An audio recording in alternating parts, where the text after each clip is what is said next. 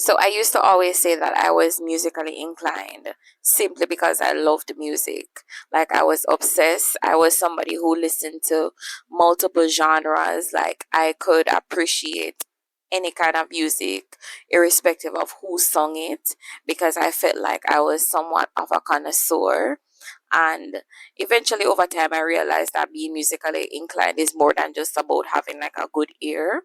But even so, I still had experiences where I was like on the choir, or I had moments where I think that I could well, not even think, I've had moments where I would like even write a song, write like a DJ. So DJing in Caribbean context, it's essentially being a rapper. Like you're singing and you're rapping, but you're doing so of course in like your local dialect.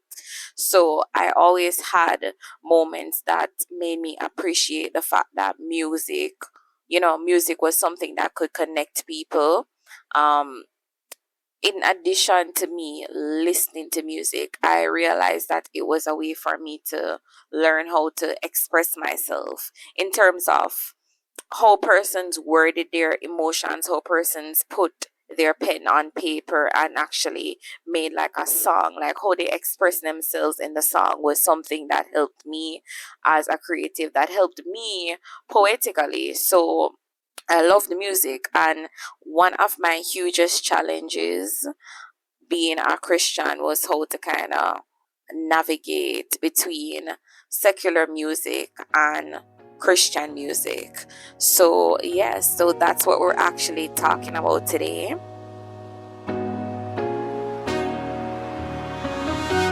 I was so iffy about what the topic should be, whether it's going to be called disassociating from secular music or abandoning secular music, but I chose disassociating from secular music, and I'm going to share why shortly. But before I do so, welcome back to the Whole Woman Podcast, the Revival series. And remember that on the Whole Woman Podcast, we're addressing the matters of the mind, body, and soul so that we can bloom and learn to become whole. And for before I even go any further, guys, just remember to subscribe, to follow me on Spotify, to leave a comment, to share, to like, and just remember that here on this platform, it's all about community. It's all about feeling, just not feeling alone, not feeling like you're the only person who's going through this. And as a part of my revival series, because essentially what I'm doing, I'm opening up my mind. I'm allowing my spirituality to get even deeper. And I might do a disclaimer. I might do a disclaimer at the beginning of every episode just to kind of just allow persons to understand that one, this is not being done in real time. It's almost like I'm doing a commentary. So it's not like I'm saying this and I'm not doing anything about it.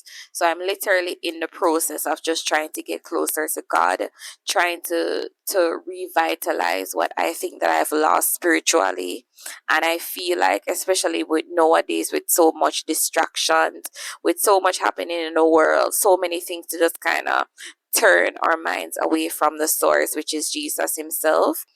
Many people are experiencing what I'm experiencing, and that is a rut. That's like a spiritual rut. So I'm not coming on here, I'm not telling you that, oh, all you need to do is to listen to my voice. I'm actually doing what I'm supposed to do. Like, I'm still going to church, I'm reading, I'm studying the Bible. But as I stated, I wanted to do a commentary. I actually felt led to do it. I was hesitant, but like it came on my mind, it came on my heart so many times. So here I am.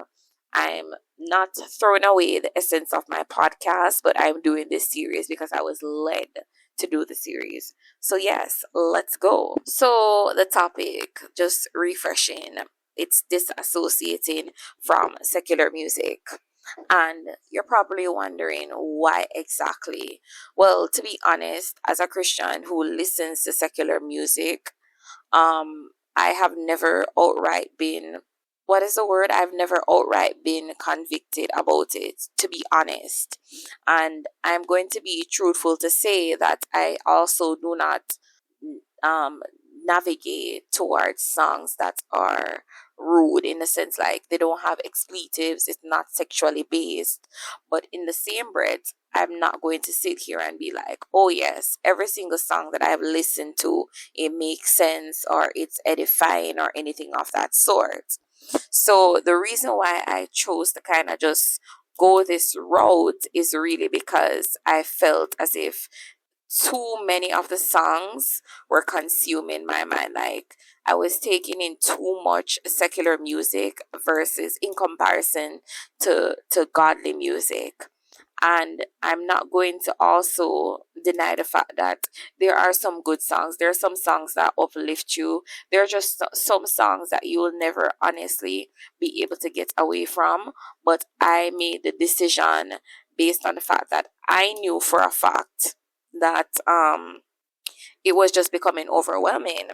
And honestly speaking, I'm also, I just want to give a background as to how secular music has basically developed in my life, like how I came about being a secular music listener. So, as I would have said before, I was not always Christian. I grew up in a worldly household.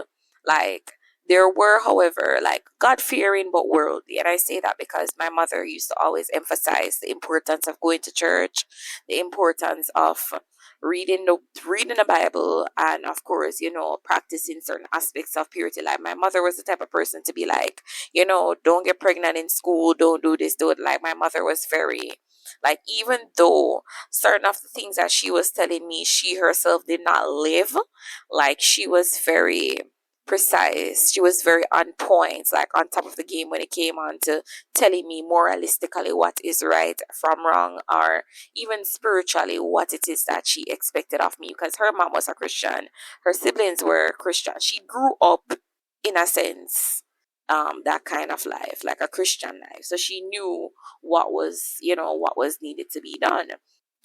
And with that being said, of course, on Sundays, you would hear like gospel, like especially in Jamaica. Jamaica back then compared to Jamaica now, it's not the same. Like when it, like places such as bars, even places where you wouldn't expect for persons to be playing gospel music, it was very normal on Sundays to play those songs. So like no matter the household, it was very common to hear like a whole school playing gospel music. And I felt like for many young people, that was their introduction, especially for young people who were not necessarily saved.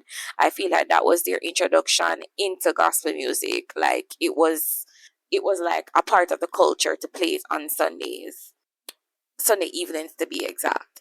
So, beyond that, that was really the little that I knew of gospel songs before I, got into like high school and whatever. And I'll get there as well shortly. But I was always in environments like restaurants, bars, and you're probably like, what is a child doing in a bar? But besides like having like corner shops, and besides of course being affiliated with adults that are in the profession, and that's a story that I'm not going to share. It's not anything negative. Like it wasn't like people was bringing me into the bars and telling me to drink or anything. But like, sometimes your family might have like a business or whatever, and you're there. So that was what I knew. So I knew all about like Stone Love and old hits, and I knew all about like Mariah Carey's and the older 90s like dance. To be honest, music wise, I had a very diverse taste, or a very diverse upbringing, and then eventually that contributed to the taste that I had music wise. So I knew all about songs. Like I knew, even to this day, I know every single song. Like I know that's crazy and that's bizarre, and that's also a hyperbole. I don't know every single song, but let me tell you, the songs that I grew up on, like I would, for example, I've sat and I've listened to Mariah Carey albums, Celine Dion albums, Backstreet Boy albums. Like I actually developed a pattern at one point in time where I would sit and listen to, like for example, like if I knew an artist, I would sit and listen to their albums. Like I was an album type of person. I wasn't even just like one of those persons who heard a song and be like, oh, I like the song. No, I would go in depth. Even like with my past favorite artists like Rihanna. I loved Rihanna. I would listen to every single album. Like I would literally go on and on.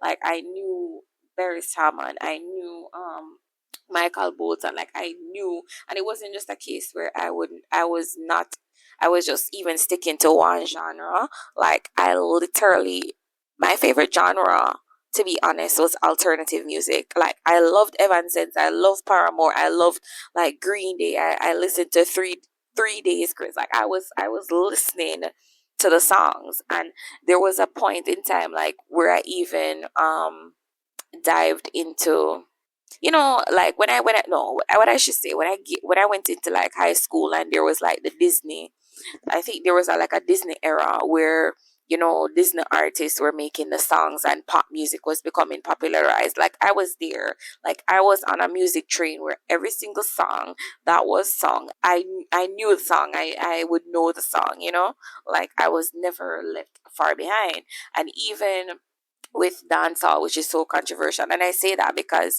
even though it's a part of the culture, the Jamaican culture, it's oftentimes considered to be, too raunchy. But that was something that was in me. Like I remember as soon as I touched the high school, it would be playing on the buses.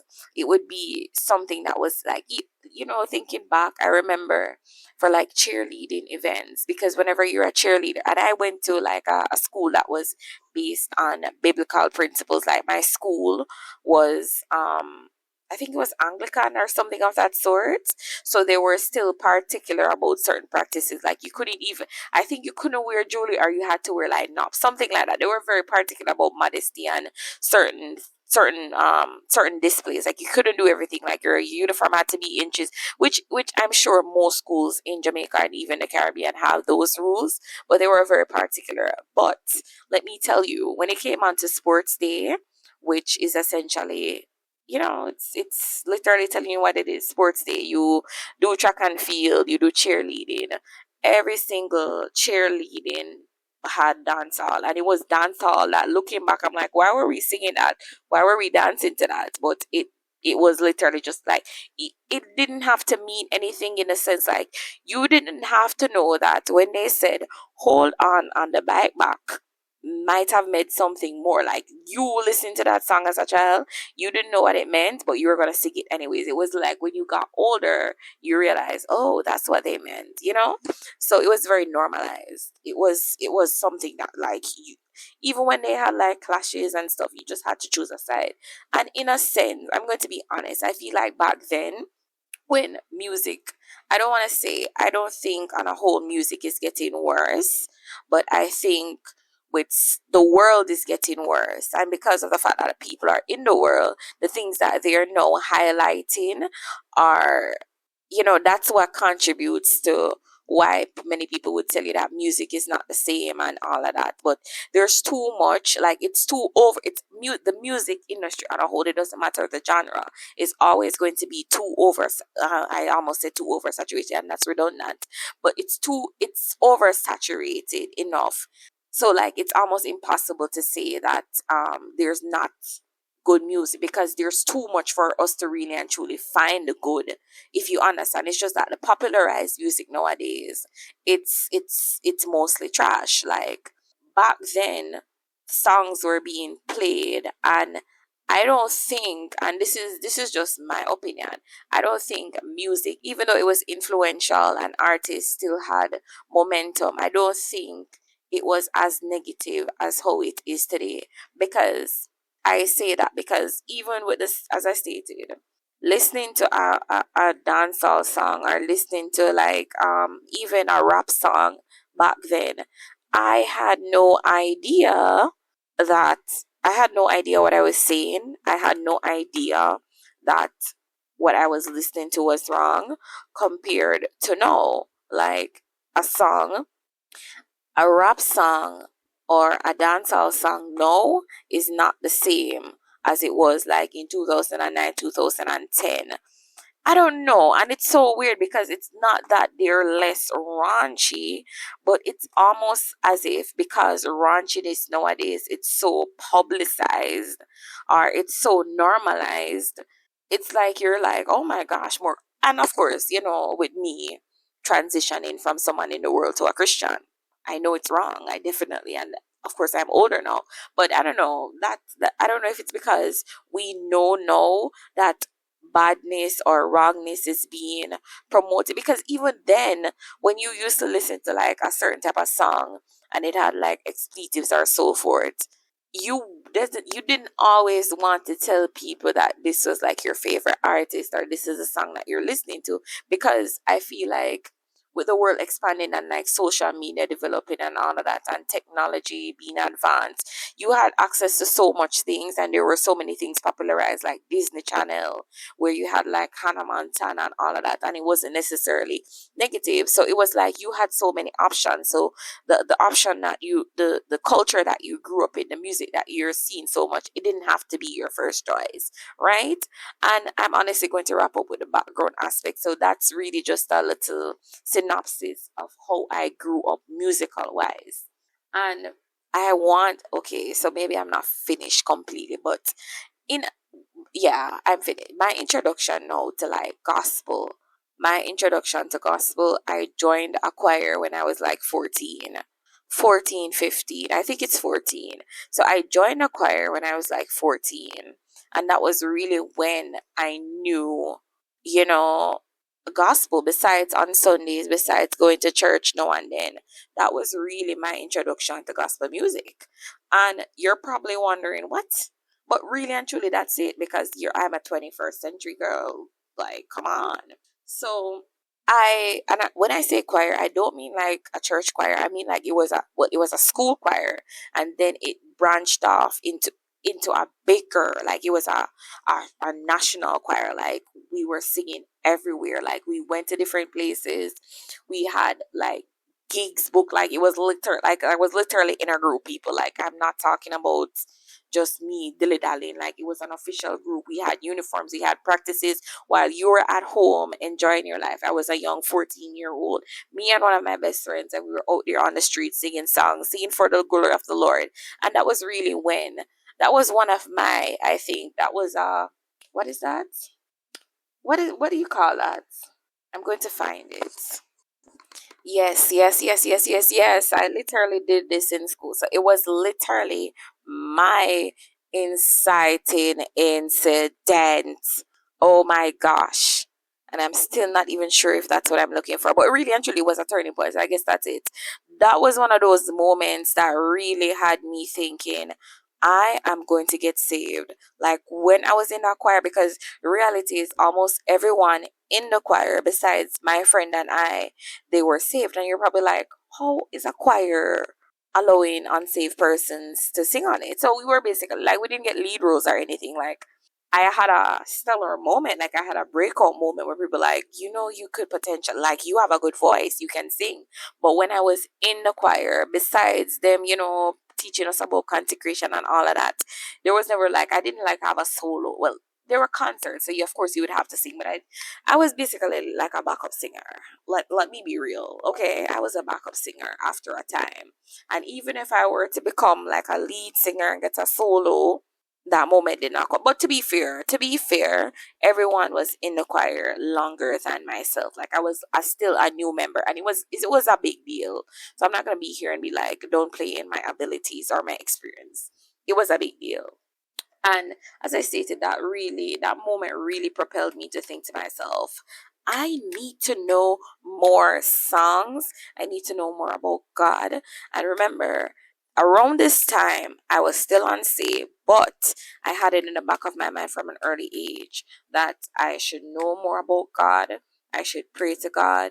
I should, like, this was something that added fuel to my curiosity. Like I was curious about God at this point in time.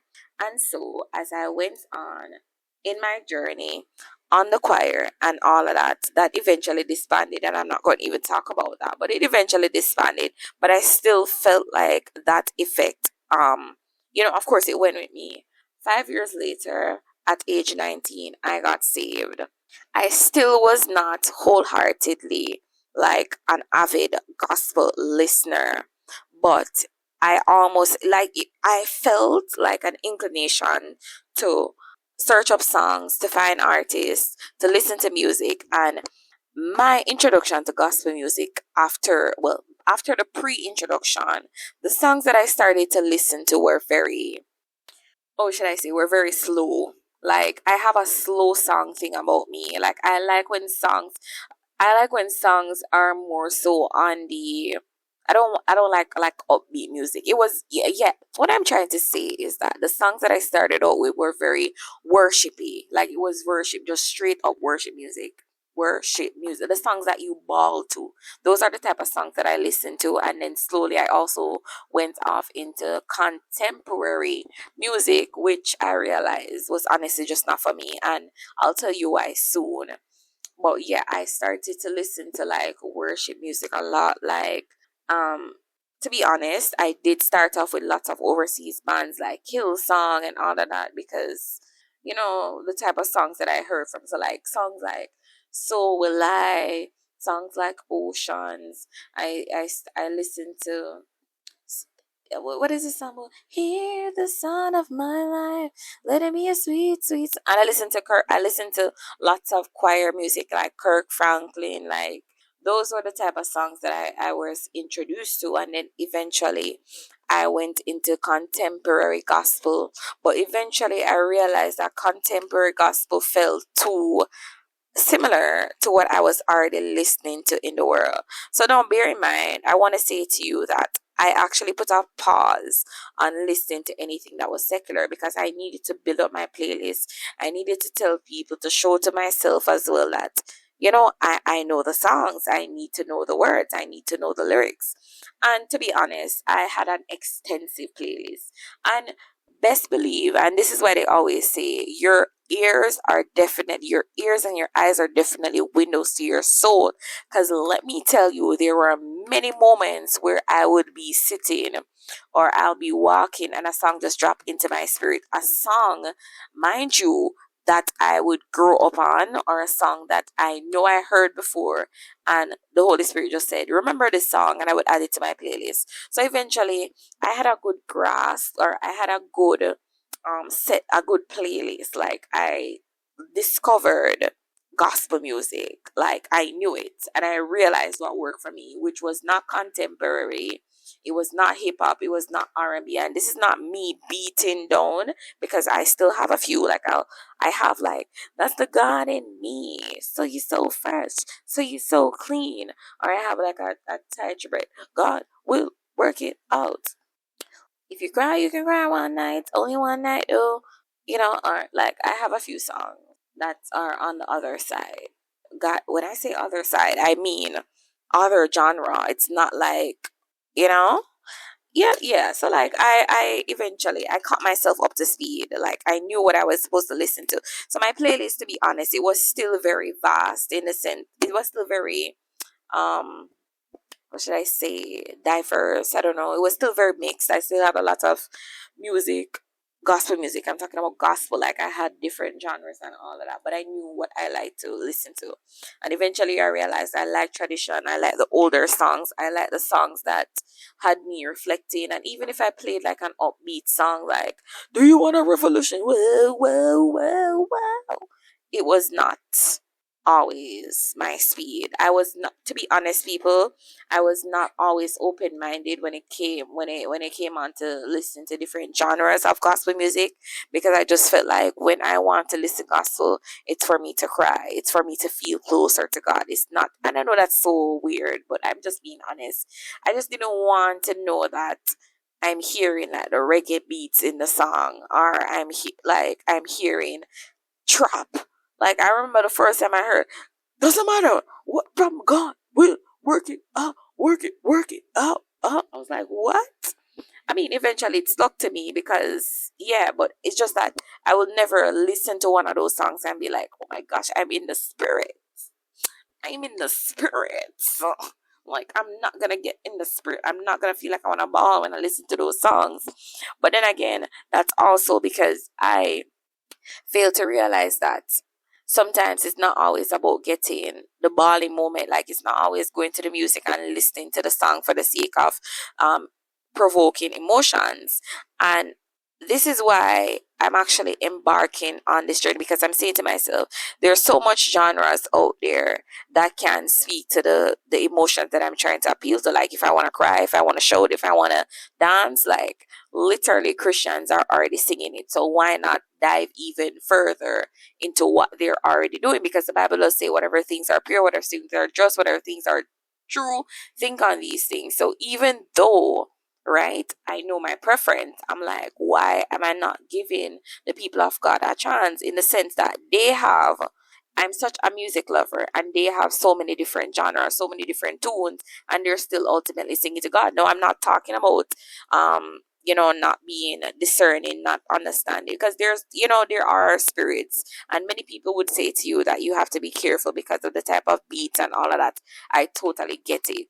And I'm not even holding myself to say that, yes, by tomorrow I'm on gospel R&B, by tomorrow I'm on gospel trap. I'm not saying that. But what I'm trying to say is that I've given the secular artists even a bigger chance to invade my life, invade my mind, and leave me thinking about something else, like a different emotion, when I could have actually given that chance to a Christian artist. Because look at it, even if it's a trap song, in the trap song, they're telling me God is gonna work it out. Even if it's a reggae song, they're telling me that God, God loves us. Like if you under like the essence of what they're trying to say still stands, and that is God is still Lord. Like God is still, what am I saying? God is Lord. Jesus is Lord. Like, he is what they're singing about. He's at the forefront. And when I listen to song, because to be honest, if I'm sad, I'm not, and this is so weird, but if I'm already sad, best believe I'm not going to listen to a gospel song. I am not. And I feel like there's something wrong with that, especially as I embark on this journey. I feel like it's weird to know that when I'm sad, I mean, besides reading the word, but to know that the first song that I listen to is a song that is going to tell me to sit in my pain, sit in the depression, I think I need to kind of curb that. Like, why are you doing that to yourself? Because that feeling is going to linger even more. Because the thing about music is that it does influence you, no matter what anyone wants to say. It influences you even passively. Like you might not necessarily get up and say, oh yes, I'm gonna jump off the bridge today, but in the back of your mind you're thinking it's okay if one day I feel like I want to jump off the bridge. No, no, like no. And then it's constant, because you're constantly feeding yourself, you're constantly listening to Linkin Park and all of that. I'm so sorry if people are going to be offended, because the reality is I did grow up on these songs, but there has to be a point in my life, especially when I want to become more than I already am now. I want to become more in Christ, where I have to say to myself, the limit needs to be limited. The thing about me as well, and I just want to say this, over time, I began to listen to lots of still alternative, but the songs were very abstract. Like they were very poetic. Like I listened to very poetic lyrics, to be honest. Like I'm not even gonna front you. I listen to weird artists. And I don't mean like artists like who will bang their head and be like, oh, blah, blah. Not like metal, but I listen to artists that only a poet could understand. And I'm not even going to tell you who, or probably I should. So I listen to people like Banks, like Tinashe, and I don't mean like they're upbeat, mainstream type of songs. I listen to the songs that have you thinking, how did you think about that? Or how did that word rhyme with that word? Like what were you going through? And even though artistically, because I feel like as somebody who considers themselves to be not only a creative but an artist, because I'm a poet, the way the lyricisms that they used really did influence me. Like the way how they express themselves, the way how they came about certain lines. Because even growing up, or I think this would have been like probably shortly after I got saved, when I listened to rappers like Nicki Minaj, and certain lines they would say, as a poet, to me that was sick. I was like, wow, how did you come up with that? And I was saying to myself, when I write, I'm going to use that in my poem, not word for word, of course, but I'm going to use something similar, like the way how you went about. So it was like a source of inspiration for me. But then again, I have to be honest. My When I wrote an anthology, like when I compiled my anthology, they were only godly poems. So it's not even a case where I definitely need the inspiration from the secular things that I consume, because I remember I vowed to myself, because when I used to listen to lots of like love songs or pop songs, songs about breakups or love or whatever, as a result, it really and truly helped me to write lots of love poems. But I remember getting saved. I vowed to God, I said, I'm only going to be writing poems about you. Like, I want to focus on you. I want to focus on my relationship with you. And I'm not saying I'll never write a love poem, because best believe I actually have a love poem anthology that I'm going to broadcast soon enough. Not gonna say when, but I wanted to just kind of just focus on him, focus on what he was doing in my life, and how my relationship with God was kind of brewing. And I said, I'm only writing poems about you, which I did. I wrote up, I don't remember, was it 24 that I published? That is, was it 24? No, it was 40. What am I saying? I wrote 40 poems about my journey. I wrote more than 40 poems, but I published 40 poems about my journey with Christ. And I did not need to get up one day and listen to a Mariah Carey or listen to a Tinashe or listen to a Rihanna song to get the inspiration, because I knew that this was my God given gift, and I was already inspired. So I'm saying all of this to say I know I don't need it for inspiration. It's just that it did at one point inspire me, and I'm talking about the whole aspect of the secularism. But I realized as of late, like, it's becoming too much, because as I stated, and I'll reiterate, why am I sad and the first type of music I'm listening to is a sad song? What is it gonna do for me? Or why are you listening to a song with the title Bad B-I bleep bleep? I don't need to spell it out. I was that type of person. And I said to myself, I want my insides.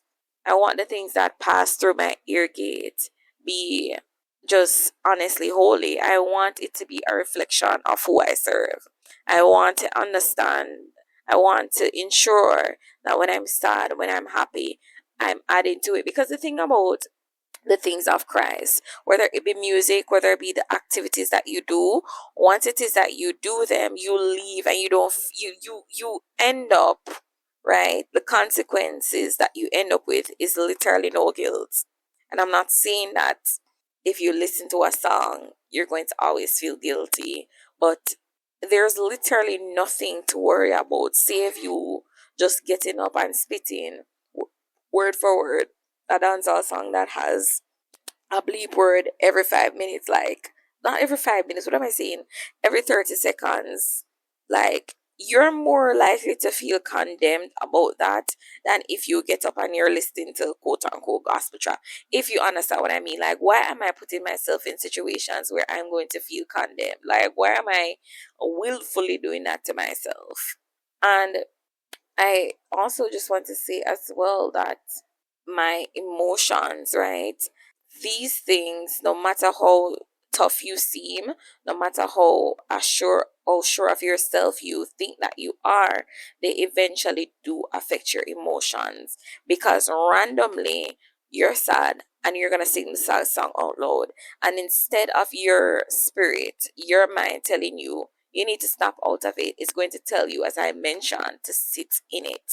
Now, I'm not saying, and this is where the whole aspect of me disassociating, I'm not saying that I'll never listen to so and so song again, because the reality is, even if I were to say today I'm done with these type of music, like done, like I'm deleting everything, which I am, as I stated, I'm going literally going on a purge, like I mean it, literally going on a purge.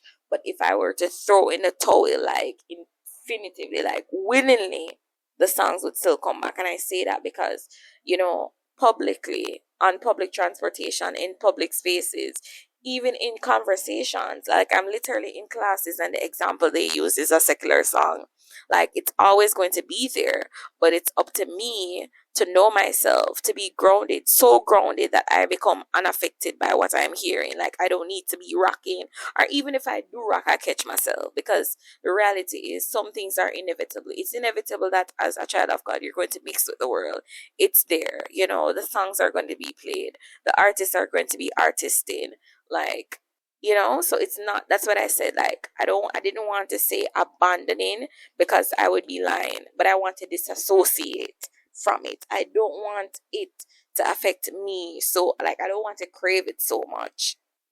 Will there be moments where I have to draw for it? Of course, because there are some songs that are just a part of life, but I don't want it to be at the forefront of my life. And with that being said, I'm actually wrapping up, because that was my take on my journey towards revival, why I'm disassociating from secular music. It's not bad, but it's not always good. And with that being said, guys, peace out until the next episode.